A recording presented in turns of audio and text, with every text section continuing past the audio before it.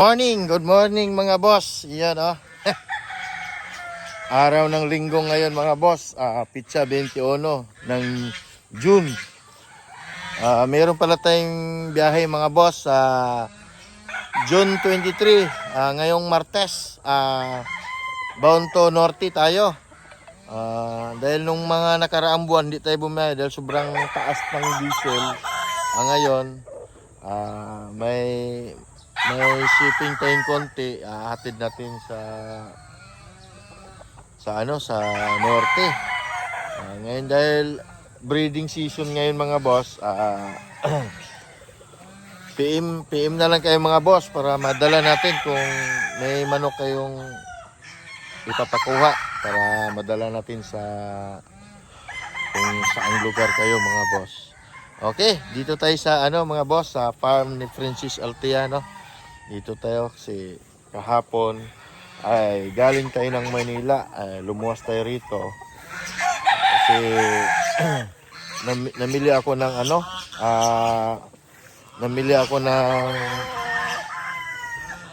mga gamit para sa ginagawa kong farm dyan dun sa harap.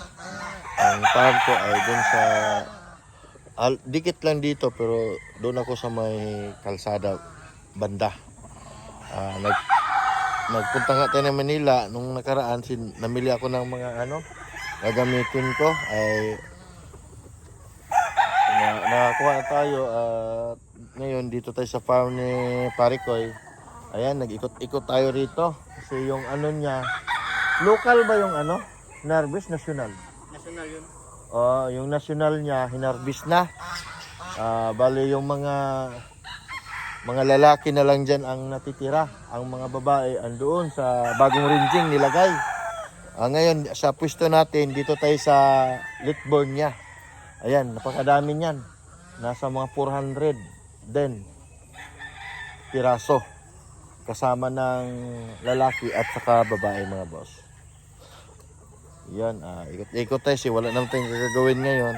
Linggo kasi mamaya hapon may pupuntahan kami ni Parikoy. Ayun si Parikoy, alaga. Dito naman tayo mga boss sa ranging dito sa Litborn. Yan. Baliktarin natin yung natin, camera para makita niyo mga boss. Yan po yung niya mga boss, Litborn. Yan, dami. Yan doon, dito lang tayo kasi pag lumapit tayo magliliparan yan nagugulat sila kaya dito lang tayo banda mga boss. Yan. Ito po yung mga Litborn niya na next month o by July siguro harvest nito o August. Yan. Ang harvest nito yan. Ang Litborn, pero yung niya yung national ay na-harvest na noong nakarang araw. Nilipat na niya yung mga babae doon. Andito si Parikoy, tanungin natin. Kasi natanong ko sa kanya kung meron ba yung mga Class B. Boss, anong mga bloodline yung Class B mo? Tornado. Gal. Perfection. Tatlong bloodline yung mo? Class B. Meron dyan. SBR din pala. SBR meron. Isang piraso lang. Yan yung kapaligiran mga boss. Yung mga niya dito, alaga. Nabenta na yung iba. Nakuha na. Yun Pero ito yung mga niya mga gwapo. Yan. Bilay natin i-zoom, baka makita yung pagalitan na naman tayo. Yan mga boss. Ito naman yung niya, yung mga Litborn. Yan. Ang haba ng ranging niya. Dito galing yung yung national. Nervous na, puro na mga lalaki ang nandyan. Malalaki na. Estimate boss, kailan ma-harvest yan ang national?